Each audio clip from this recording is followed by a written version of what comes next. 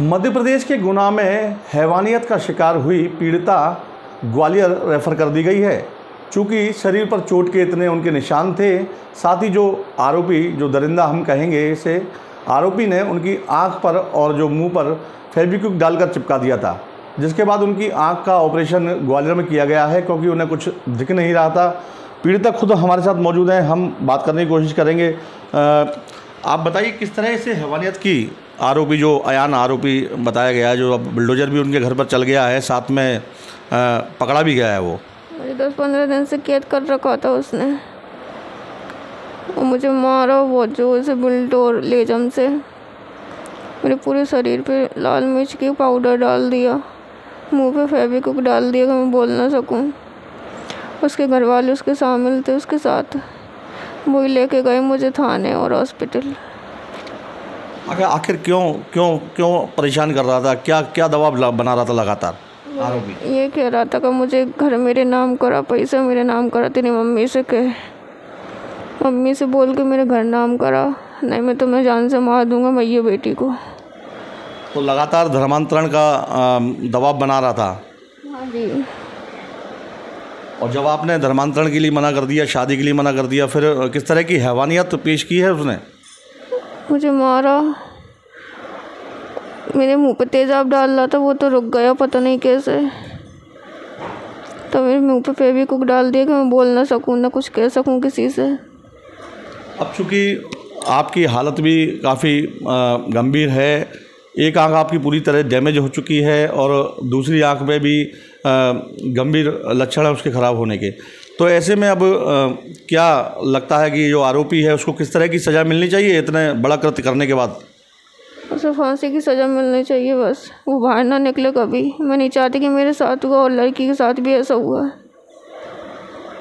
अच्छा, आपके पिता कैंसर से काफ़ी करीबन 10 साल पहले ख़त्म हो गए, जैसा कि हमें मालूम पड़ा। आपके घर में माँ हैं और आप अकेली रहती हैं। अब चूँकि इस तरह से यातनाओं का दौर आपने झेला है, अब इसके बाद अब किस तरह से जीवन यापन हो पाएगा, उसके लिए कुछ सोचा है? अब मैं गुना कभी नहीं जाऊंगी, शिवपुरी रहूंगी, या मेरा पूरा परिवार है शिवपुरी में। अच्छा, गुना नहीं जाएंगी अब आप? क्यों, ऐसा क्यों है अब? नहीं, मैं वहाँ नहीं जाऊंगी, वहाँ से मकान बेच दिया है हमने, इसलिए हम यहीं रहूँगी। आपकी माँ से बातचीत हुई? आपके पिता की अनुकंपा नियुक्ति की 10 साल से हालांकि आपको नहीं मिली, लेकिन अब प्रशासन कह रहा है कि नौकरी देंगे, तो कितना भरोसा है प्रशासन पर अब? मैं कैसे भरोसा कर लूँ, तो उन्हें 10 साल से नहीं दिया, अब कैसे दे देंगे? केंद्रीय मंत्री ज्योतिरादित्य सिंधिया महाराज वहाँ से चुनाव लड़ रहे हैं, उनसे कुछ गुहार लगाना चाहेंगे? उन्होंने ट्वीट भी किया था आरोपी को कड़क से कड़क सजा दिलाने के लिए। उनसे यही प्रार्थना है कि मुझे नौकरी दी जाए। मेरा कोई नहीं है मम्मी और मेरे अलावा, उनका सहारा मैं ही हूँ, इसलिए मुझे कुछ ना, मेरे बाप की नौकरी दी जाए मुझे, इससे मैं आगे का कुछ कर सकूँ, मेरा अपने पैरों पर खड़ी हो सकूँ।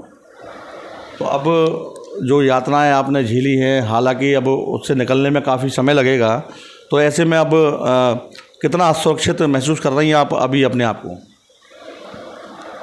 मैं बहुत बुरा महसूस कर रही हूँ, अब मुझे टाइम लगेगा यहाँ से निकलने में थोड़ा।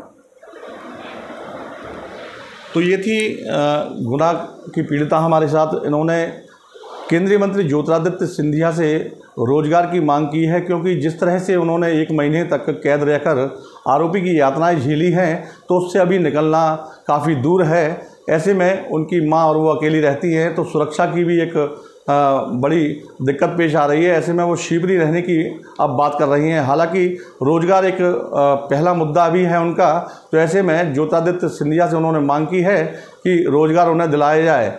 चूँकि उनके पिता एजुकेशन में थे और 10 साल से वो रोज़गार के लिए प्रयासरत थे उनके ख़त्म होने के बाद, लेकिन आज तक उनको रोज़गार नहीं मिला, तो ऐसे में रोज़गार उनको दिलाया जाए।